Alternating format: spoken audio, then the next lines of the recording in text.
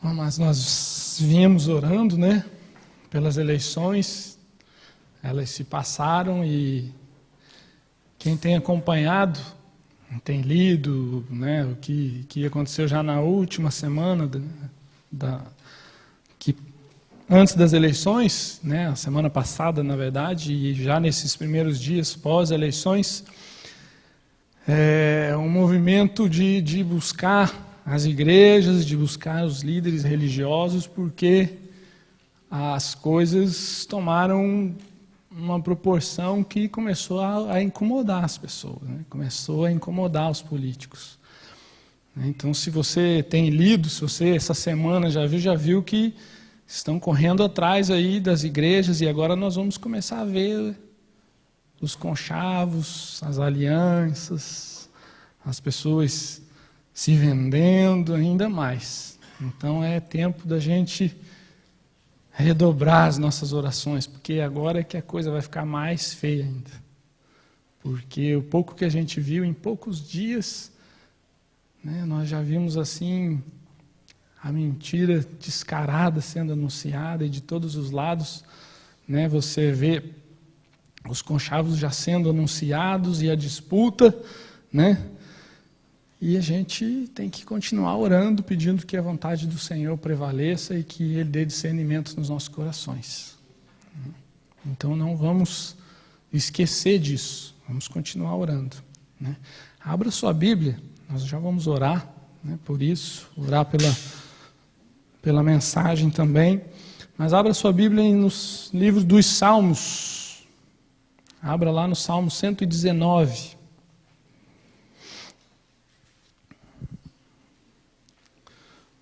Salmo 119,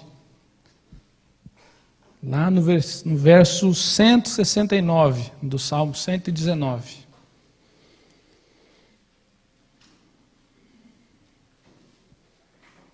Amém? Tem misericórdia. Vamos orar. Todo mundo achou? Esperar todo mundo achar, então vamos orar.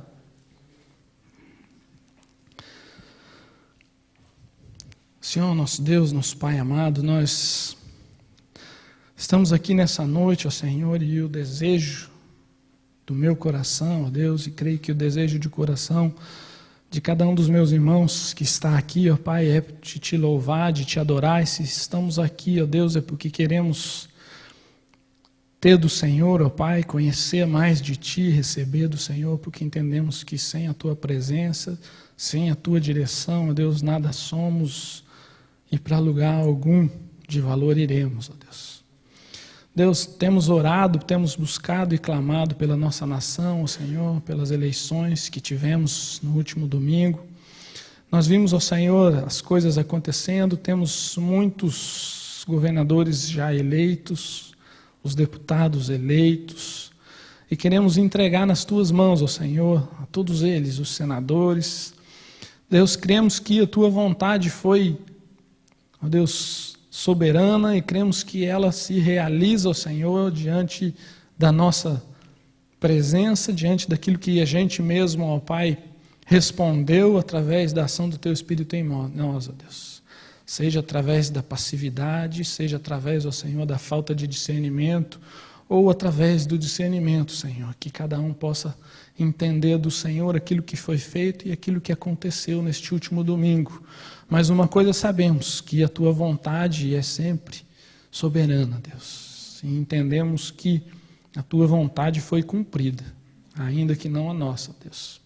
Senhor, mas continuamos no desejo de orar e clamar, porque ainda continuamos no processo eleitoral, ó Senhor, onde veremos as alianças, ó Senhor, os acertos, os conchavos sendo feitos, as coisas sendo já preparadas, ó Deus, para o governo que há de suceder este.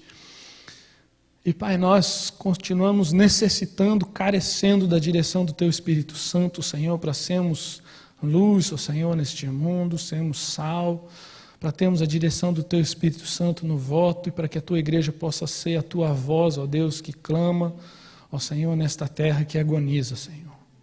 Deus, clamamos pelo nosso país, continuamos entendendo que este país continua caminhando rumo, ó Deus, à iniquidade, ó Pai. A iniquidade tem se aumentado, Deus, a perversidade, Senhor, a pecaminosidade. Ó Deus, e nós fazemos parte disso, Deus, porque somos deste país e quantas vezes nos calamos e quantas vezes nós mesmos não fazemos parte de tanta iniquidade presente, Senhor. Tem misericórdia de nós, trata das nossas vidas, ó Senhor, ouve o nosso clamor e a nossa súplica. Senhor, queremos colocar diante do Senhor também esse tempo agora, onde estaremos meditando, Senhor, na Tua Palavra. Senhor, livra-nos de estarmos aqui para ouvir voz de homens, ó Senhor. Livra-nos de estar aqui, ó Deus, simplesmente para termos contato com pessoas, Senhor, mas que o nosso coração possa estar verdadeiramente voltado a ouvir aquilo que o Senhor tem preparado para nós nessa noite, Senhor. Deus, livra-nos de sermos simplesmente emotivos, mas de não entender a ação do Teu Espírito Santo no nosso espírito, que quer nos transformar, que quer nos levar à imagem do Teu Filho. Senhor, que possamos entender que este culto é feito para o Senhor e somente para o Senhor, e somente Cristo deve reinar nessa noite, ó Pai. Deus, começa desde já a quebrantar e a trabalhar os nossos corações e que o Teu Espírito Santo possa trazer à nossa mente aquilo que vai no íntimo do nosso coração e da nossa alma, para que na nossa mente possamos entender a ação e o falar do Teu Espírito, e ele se aplique no nosso espírito e redunde em vida no nosso dia a dia. Nós oramos, ó Pai, dessa forma, no nome amado do Teu Filho Jesus. Amém. Amém. Faltou o pastor abrir no Salmo 119. Esse Salmo 119, queridos, é uma poesia, né? O Salmo 119 é uma poesia onde nós não conhecemos o autor, nós não sabemos quem é o salmista, ele não é declarado, né? E ele é escrito, a forma de escrita dele é chamado acróstico. O que é um acróstico? Né? Quem está estudando aí no primeiro, segundo grau sabe bem o que é um acróstico. São aquelas frases que começam, né, com cada início de frase com uma letra do alfabeto, não é? Então vai lá, a primeira frase começa com A, a segunda com o B, a terceira com o C. Isso é um poema acróstico. E esse salmo é um acróstico. Obviamente a gente não consegue perceber isso porque é em hebraico, né, queridos? É em hebraico que ele foi escrito. Então cada 8 versículos, né, deste salmo, ele é escrito com a letra do alfabeto hebraico. Então, os primeiros 8 versículos, as primeiras palavras de cada verso, né, são com a letra em hebraico. Depois, os outros 8 é com a segunda letra do alfabeto hebraico, e assim por diante. Então, ele é uma poesia. E a grande ênfase deste salmo, se você olhar e se sua Bíblia tem aqueles subtítulos, você vai ver que ele dá muita ênfase à palavra de Deus, à lei de Deus. E o salmista vai dizer que a tua palavra é lâmpada para os meus pés e luz para os meus caminhos. Ele vai dizer que guardei, escondi a tua palavra no meu coração para não pecar contra ti. E ele vai dizer a alegria da segurança, do ensino, do mandamento do Senhor, das ordens do Senhor. Mas quando a gente vai chegando lá no finzinho desse salmo, que é o texto que a gente vai ler, me chamou a atenção a forma como esse salmista, como esse homem, como esse servo do Senhor termina esse texto, essa poesia. Ele termina de uma forma que mexeu com o meu coração. E eu comecei a buscar e orar, Senhor, o que quer dizer isso? E eu queria ler esse salmo com vocês, eu vou ler na linguagem de hoje, porque ela traz muito para perto da gente, é o que o salmista quis dizer. Então, Salmo 119, a partir do verso 169. Que o meu grito de socorro chegue a ti, ó Deus eterno. Dá-me sabedoria como prometeste. Que a minha oração chegue diante de ti. Salva-me conforme a tua promessa. Sempre te louvarei, pois me ensinas as tuas leis. Cantarei a respeito da tua lei, pois os teus mandamentos são justos. Ó Deus, vem me socorrer, pois sigo os teus mandamentos. Ó eterno Deus, como desejo que me ajudes, na tua lei encontro a felicidade. Dá-me novas forças, ó Deus, para que eu possa te louvar. Os teus ensinamentos me ajudam. Como ovelha perdida tenho andado sem rumo. Ó Deus eterno, vem buscar este teu servo, pois não me esqueço dos teus mandamentos. Amém. Então esse salmista termina o poema dele revelando uma angústia na sua alma. Ele termina o poema com um grito.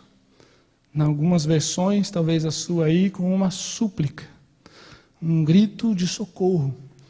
E no texto que nós lemos, nós vimos um homem pedindo socorro, um grito, pedindo sabedoria, clamando pela presença do Senhor, pelo ensino, pelo cuidado. E a gente vê que ele termina o texto falando que ele sente-se como o quê? Uma ovelha perdida. Que ele sente-se como uma ovelha perdida, desgarrada, como se sem pastor estivesse. Um homem que tem prazer na lei do Senhor, que se alegra na lei do Senhor, que conhece a lei do Senhor, que conhece os mandamentos do Senhor, termina o texto sentindo-se angustiado, sentindo-se desamparado, gritando, socorro, como uma ovelha perdida. Eu não sei se você já se sentiu assim dessa forma. Muitas vezes no nosso dia a dia os problemas, aquilo tudo que nos cerca vai nos deixando como que desamparados e nós vamos nos sentindo distantes e nós vamos nos sentindo como se fôssemos ovelhas perdidas. Como se fôssemos. E muitas vezes na nossa vida a gente vai caminhando e eu muitas vezes me identifico com esse salmo. Porque às vezes se já aconteceu com você, de você estar orando e clamando e você sequer consegue pronunciar palavras, você não consegue colocar diante do Senhor a angústia, aquilo que vai no seu coração, você não consegue expor aquilo que vai na tua alma, e a única coisa que você consegue dizer ao teu Senhor é: socorro, eu preciso do Senhor, socorro. Você só consegue gritar. E a gente vai caminhando como ovelha que tem pastor, mas perdida, que se perdeu no meio do caminho.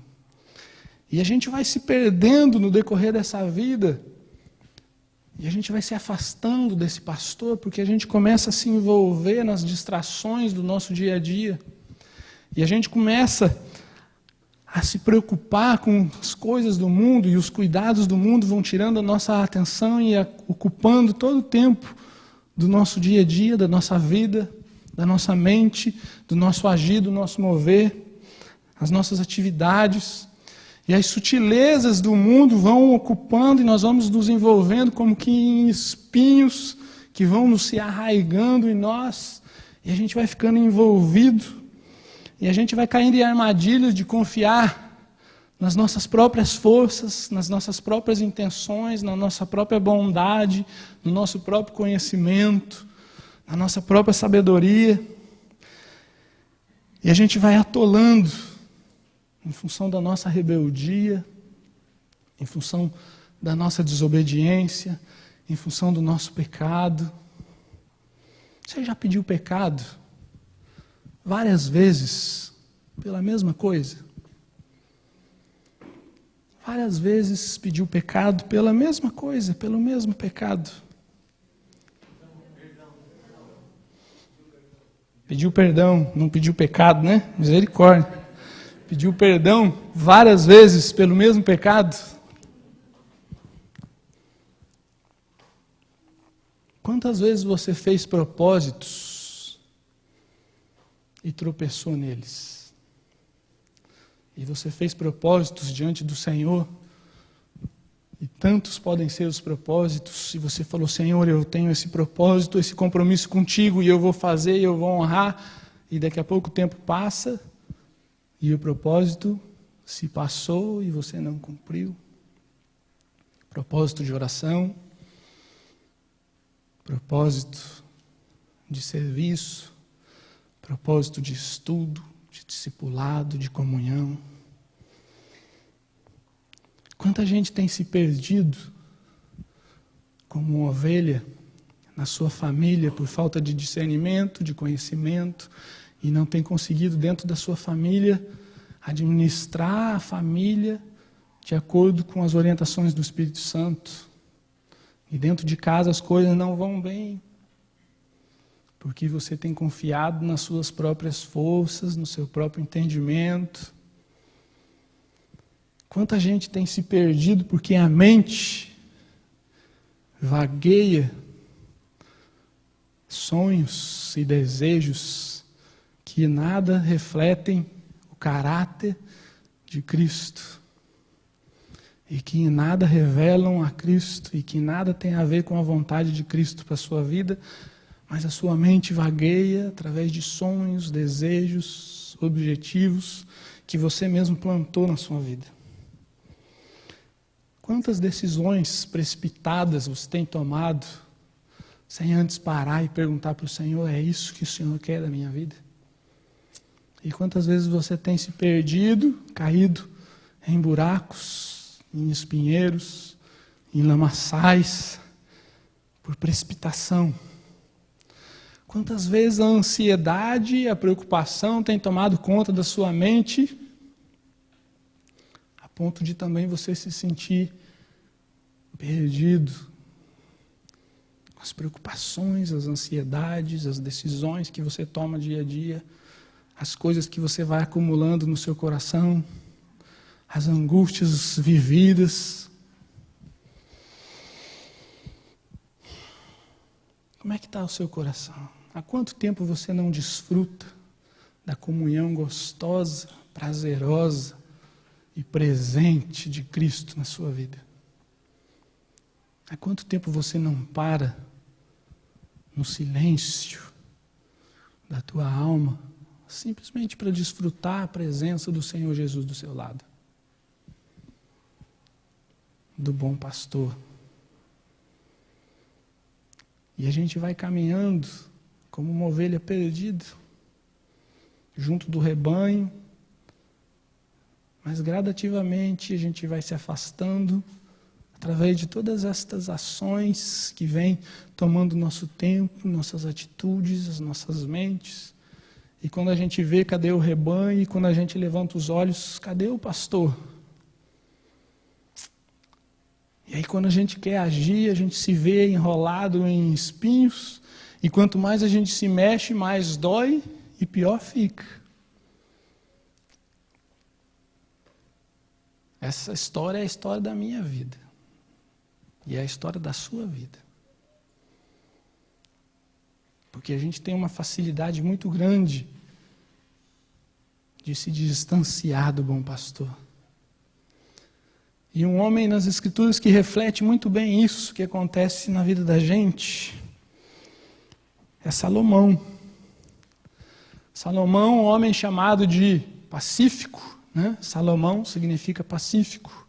Também chamado de Gedidias, amado do Senhor, o meu amado. Um homem escolhido para consolidar o reino de Israel, escolhido para construir o templo. Um homem cheio de sabedoria recebida diretamente do Senhor, porque pediu, que teve pelo menos 2 encontros tremendos com o Senhor. Um homem que tudo aquilo que ele escreveu e que foi tido como autoria dele, encontrado como autoria dele, entrou no cânon, não havia discussão, entrou no cânon hebraico. Quem escreveu? Salomão, então. Tamanha sabedoria que esse homem tinha. Mas um homem que, ao mesmo tempo que construía um templo para o Senhor Todo-Poderoso, construía diversos outros templos aos deuses ídolos das suas esposas. E assim nós, no nosso dia a dia, talvez hoje estejamos aqui construindo um templo no nosso coração, de adoração ao Senhor, mas construindo no nosso dia a dia vários outros templos desconectados do Senhor, que nada tem a ver com Ele, e temos buscado dentro disso tudo aquilo que ainda tem valor e relevância na nossa vida, mas que não tem valor e relevância no reino de Deus. Como está o teu coração hoje, amado? Que tem ocupado o seu coração, a sua mente? Você tem sentido a necessidade de dar um grito de socorro? Mas quando a gente continua a ler o Salmo, a gente vai ver que ele não fica só no grito. Que o salmista grita, um grito angustiado, e fala: Senhor, ouve a minha oração.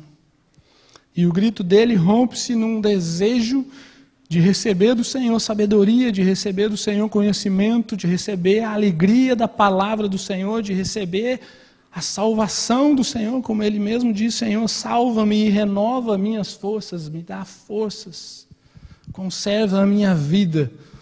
E brota dos lábios dele então um sentimento de louvor, de gratidão. Mas ele gritou. E a imagem que vinha à minha mente quando leio esse salmo, e quando penso nessa ovelha, e não tem como a gente fugir disso, a gente lembra lá de Jesus falando: eu sou o bom pastor. E o bom pastor dá a sua vida pelas ovelhas. E as suas ovelhas conhecem a sua voz. E ele as chama pelo nome. E um pastor, quando saía procurando uma ovelha desgarrada, como é que ele saía? Ele não saía em silêncio. Ele saía gritando também, pelo nome daquela ovelha. Ele saía gritando: branquinha, né? Pretinha, cadê você? Para que aquela ovelha pudesse ouvir a sua voz, porque ele sabia que aquela ovelha conhecia a sua voz. E ao ouvir aquela voz do pastor lá longe, ela desce um grito, né? As últimas forças, para que ela fosse encontrada e fosse salva por aquele pastor, pelo seu pastor. E é interessante que Jesus nunca fica passivo. A primeira ação é sempre dele. E quem vai em busca de nós é ele. Ele sai em busca, não é isso que ele mesmo disse? Que o pastor deixa as 99 e vai atrás daquela desgarrada. E ele tem uma ação de ir, de buscar esta ovelha. E ele vai atrás da ovelha, procurar a ovelha, onde está a minha ovelha, até que encontra essa ovelha. E essa ovelha ouve sua voz, ele ouve o grito de socorro, e então socorre e salva aquela ovelha. Isso acontece e precisa acontecer nas nossas vidas diariamente. Isso é desenvolver a nossa salvação. Não só a salvação como um ato de sermos salvos, mas sermos salvos e desenvolvendo isso no dia a dia, quando o Senhor vai nos tratando, nos restaurando. Porque então, quando o Senhor nos tira do espinheiro, do buraco, da sujeira, então Ele nos pega e Ele começa a tirar esses espinhos, e Ele começa a tratar das nossas vidas, e Ele começa a nos dar a direção, e Ele começa a desembolar os nós e tirar os carrapichos. Então Ele nos dá um belo banho e nos bota novamente, né, como aquela ovelha linda, branquinha, perfeita, porque Ele trata. Mas o que Ele espera disso é que a nossa resposta seja um cântico de louvor, que a nossa resposta seja uma oração que pede: Senhor, eu preciso de Ti, eu preciso da Tua palavra, eu preciso do Teu conhecimento, eu preciso da Tua direção, porque do contrário, daqui a pouco vou estar eu novamente enrolado nos arbustos, nos espinhos, nos lamaçais das minhas vontades, das minhas decisões, dos meus sonhos, das minhas fraquezas, dos meus desejos, da minha torpe vontade.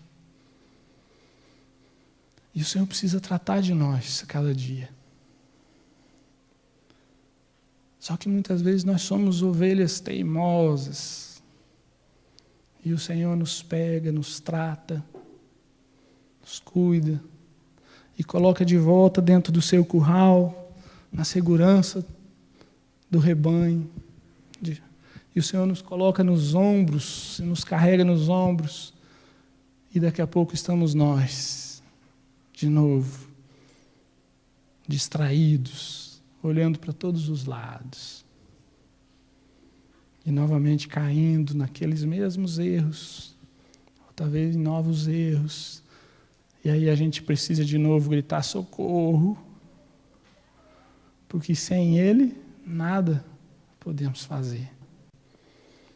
Qualquer coisa que possa sair de nós e de nossa vontade vai ter que tipo de fruto para nossas vidas? Perdição, erro, mágoa, sofrimento, dúvida. Vai machucar você, vai machucar quem te ama. E a gente vê tanta gente, tanto crente, patinando na vida cristã, patinando, como quem está correndo numa esteira. E faz um esforço tremendo e chega aonde? Em lugar nenhum. Porque está em cima da esteira. E tanta gente não desfruta do conhecimento do Senhor porque falta-lhe a humildade de se ajoelhar e de se render e falar: Senhor, socorro. Eu conheço a sua voz, eu conheço o pastor, eu conheço os seus mandamentos, eu tenho prazer na sua lei, mas eu preciso aprender do Senhor a praticá-la. Eu preciso aprender do Senhor a vivê-la. Eu preciso aprender do Senhor a agir no dia a dia. Eu preciso aprender do Senhor a cuidar das minhas coisas. Eu preciso aprender do Senhor a cuidar da minha família. Eu preciso aprender do Senhor a cuidar dos meus filhos. Preciso aprender do Senhor a sonhar os sonhos do Senhor para a minha vida. Eu preciso do Senhor essa santificação no meu coração. Eu preciso do Senhor a limpeza da minha mente. Porque se não for do Senhor, tudo que é nosso, para nada serve. Eu entendo que o salmista tinha isso muito claro na sua mente. Porque depois de fazer uma narrativa e um poema lindo a respeito da lei do Senhor, de todos os benefícios da lei, dos mandamentos, do ensino do Senhor, ele encerra o poema dizendo: Senhor, só o Senhor para me ajudar. Porque ainda que seja tudo isso tão lindo, tão belo, e eu tenho conhecimento disso tudo, se não for o pastor, se não for o Senhor para me guiar e para me tirar, e para arrancar os espinhos, e para tratar da minha vida, eu não vou conseguir ter prazer em nada disso. Porque eu preciso do Senhor. Como tem sido a sua relação com esse pastor? Você sente-se carregado nos ombros? Você já sentiu a graça e a alegria de se sentir carregado nos ombros de Jesus?